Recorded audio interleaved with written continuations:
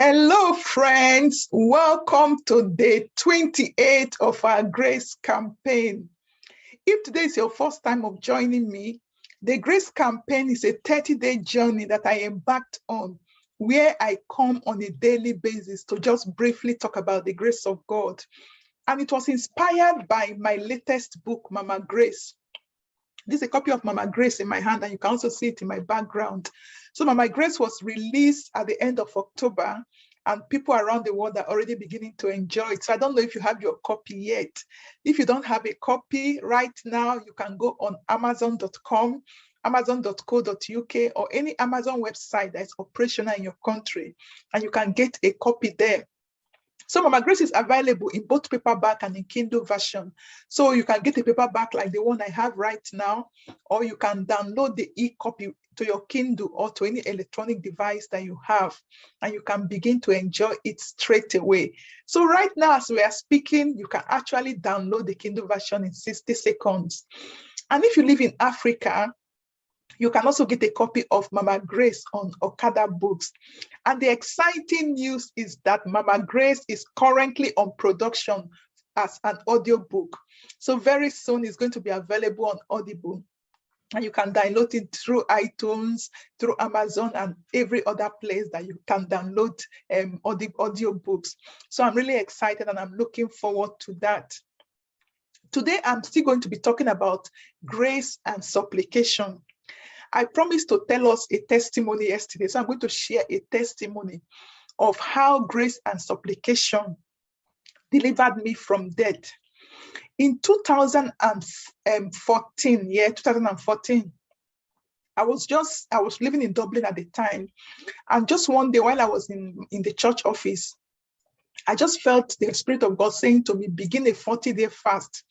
And I was like, just like that, it's not easy to fast for 40 days.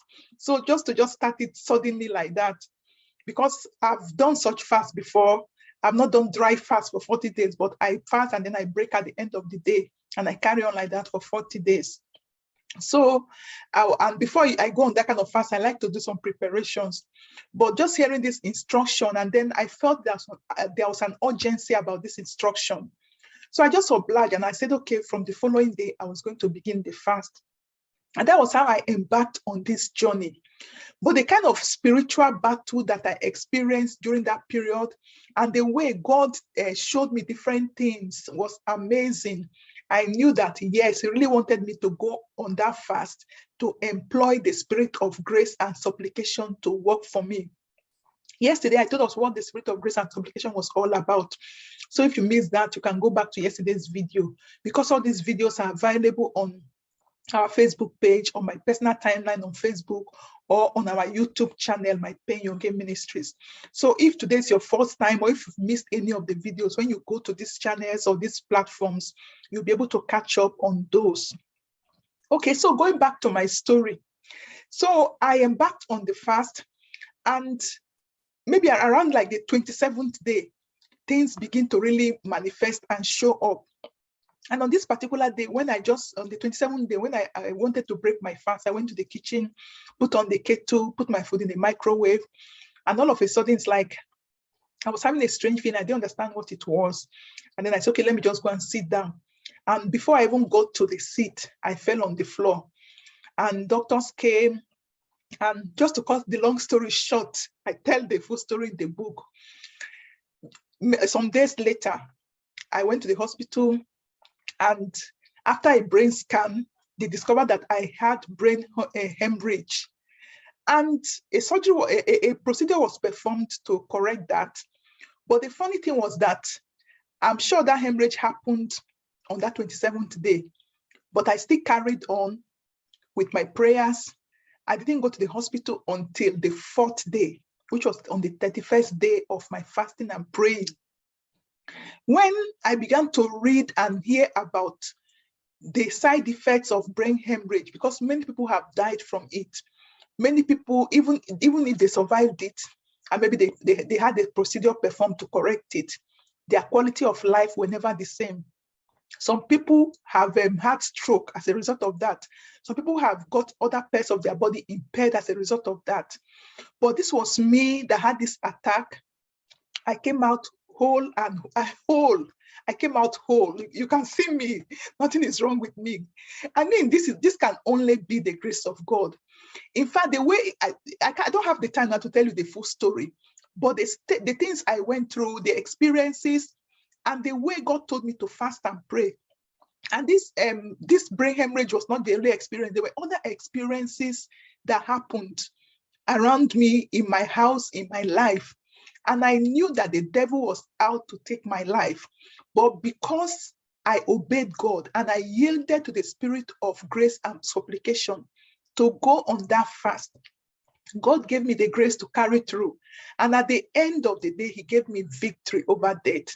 So, brethren, I want to tell you that there is a place for prayers as a Christian. There's a place for also fasting coupled with prayers as a Christian. And there are certain victory that we'll never have if we continue to be prayerless. And one of the quote I have in my book is that prayerlessness is an abuse of grace. I say prayerlessness is an abuse of grace because the grace of God helps us to pray. The grace of God does not substitute for prayers, but rather it enables us to pray so that we can gain the victory that God wants us to have. I'll stop here for today, and tomorrow I'll still continue on these thoughts. So don't forget to join me tomorrow at the same time, either on YouTube or on Facebook, where I stream daily for this for the 30 days that I'm on the journey. And today is the 28th of the Grace Campaign. So once again, if you don't have this book, I want to encourage you right now to go on Amazon and grab a copy for yourself. And don't just get a copy for yourself. Christmas is around the corner. This will make a good Christmas gift for somebody.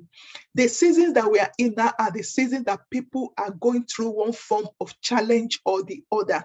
And I believe that this book will help somebody to tap into the grace of God and overcome whatever the issues of their life may be. And if you live in Africa, you can also get a copy of this book on okadabooks.com. You can get an e-copy of it there.